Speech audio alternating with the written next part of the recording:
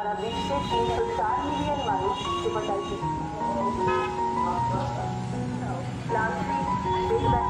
থেকে বাঁচা সম্ভব।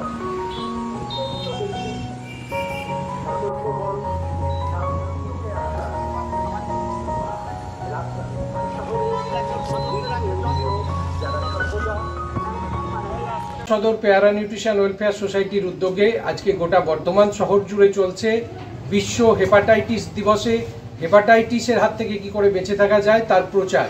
এটা মূলত সচেতনতামূলক প্রচার এবং জনস্বার্থে এই প্রচার কাজ করা হচ্ছে।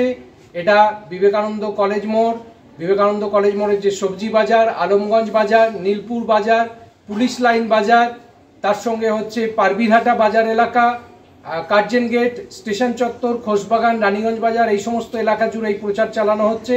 মূলত হেপাটাইটিস যেভাবে বাড়ছে, দেখুন ভারতবর্ষে হেপাটাইটিস বি এ আক্রান্ত প্রায় 2022 সালের তথ্য অনুযায়ী 40 মিলিয়ন মানুষ এবং ভারতবর্ষে হেপাটাইটিস সি এ আক্রান্ত প্রায় 12 মিলিয়ন মানুষ। তো এইভাবে হেপাটাইটিস যখন বেড়েই চলেছে এবং হেপাটাইটিস এ এবং ই, ধরুন হেপাটাইটিস এটা ছড়াচ্ছে মূলত এই যে বাইরের যে খোলা খাবার, কাটা ফল, খোলা রঙিন পানীয়, এই সমস্ত থেকে। এই তো আরও অনেক বেশি সংখ্যায় মানুষ হেপাটাইটিস এ আক্রান্ত। তো হেপাটাইটিসের বিরুদ্ধে যদি আমরা এখনই কোনো সচেতনতা গড়ে তুলতে না পারি, সারা বিশ্বের যে তথ্য WHO দিচ্ছে, প্রতি 30 সেকেন্ডে একজন মানুষ মারা যাচ্ছেন। এই অবস্থা থেকে মানুষকে শিক্ষিত করতে হবে।